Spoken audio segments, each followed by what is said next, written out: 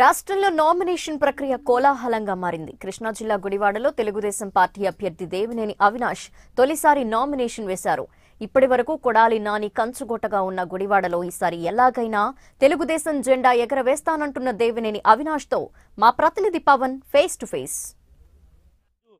దేవినేని నెహ్రూ గారి కుమారుడు దేవినేని అవినాష్ టీడీపీ అభ్యర్థిగా కూడా నామినేషన్ వేశారు. అయితే ఇది ప్రస్తుతం మనం ఉదయం నుంచి కూడా ఈ యొక్క గుడివాడలో చూసినట్లయితే వేలాది మందిగా ఆయన ఈ యొక్క నామినేషన్ కార్యక్రమాన్ని తరలిరావడం జరిగింది. ప్రస్తుతం ఇదే అంశానికి సంబంధించి మనతో మాట్లాడడానికి దేవినేని అవినాష్ మనతో ఉన్నారు. సార్ చెప్పండి, ముఖ్యంగా చూసుకుంటే తెలుగుదేశం పార్టీ వ్యవస్థాపకుడు ఎన్టీ రామారావు గారు ప్రాతినిధ్యం జిల్లా గుడివాడ, అలాంటి గుడివాడలో మొట్టమొదటిసారిగా నామినేషన్ వేస్తారు. ఎలా ఉండబోతుంది రాజకీయం? ఈరోజు స్వర్గీయ నందమూరి తారక రామారావు సొంత నియోజకవర్గం, ఆయన మొట్టమొదటిసారిగా ఎమ్మెల్యే నియోజకవర్గం, టీడీపీ కంచుకొట్టున్న గుడివాడ నియోజకవర్గంలో మరొకసారి టీడీపీ జెండా ఎగరబోతోంది. ఈరోజు చంద్రబాబు గారు చేసే కార్యక్రమాలు కానివ్వండి, ఈరోజు 4.5 ఏళ్ళుగా మా యొక్క తెలుగుదేశం పార్టీ నాయకులు రావి వెంకటేశ్వరరావు కానివ్వండి, ఎల్వతి శ్రీనివాసరావు గారు కానివ్వండి, వీళ్ళందరూ చేసిన కార్యక్రమాలు ప్రజల ఒక మద్దతు మొత్తం గారు తెలుగుదేశం పార్టీకి ఉండబోతుంది.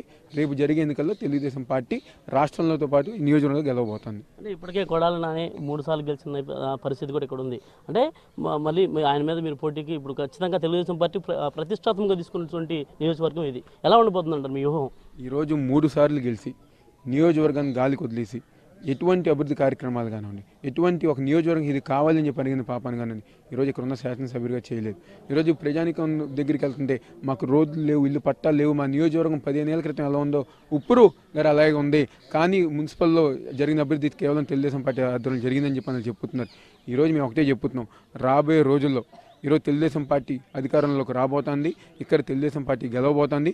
రాబోయే 5 సంవత్సరాలు పెద్దలందరూ ఒక సహకారంతో మేమందరం గారి ఒక నియోజకవర్గం ఒక మోడల్ నియోజకవర్గం మార్చబోతున్నాం. సార్ ఉదయం నుంచి కూడా మీరు చూశారు, అంటే ప్రజల నుంచి స్పందన కావచ్చు, ఇటు చూసుకుంటే ర్యాలీకి సంబంధించి కూడా కావచ్చు, అసలు ఏ విధంగా అనిపించింది మీకు?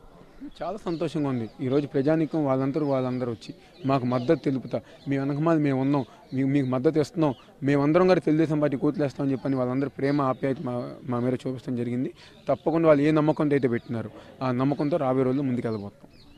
మొత్తం మీద అయితే ఈ యొక్క నియోజకవర్గంలో ఖచ్చితంగా తనకు గెలిచి తీరుతాను, దీనికి సంబంధించి ప్రజలు నా మీద చూపిస్తున్నటువంటి ప్రేమ ఆప్యాయత అనురాగాలకు కూడా నేను కట్టుబడి ఈ యొక్క నియోజకవర్గంలో కూడా ఖచ్చితంగా గెలుస్తానని చెప్పి కూడా దేవినేని అవినాష్ చెప్తా ఉన్నారు. ఏదైతే రాష్ట్రంలో తెలుగుదేశం పార్టీ చేస్తున్న అభివృద్ధి కావచ్చు, ఇటు చూసుకుంటే సంక్షేమాలు కావచ్చు, పూర్తి స్థాయిలో కూడా ప్రజలకు నచ్చుతూ ఉన్నాయి.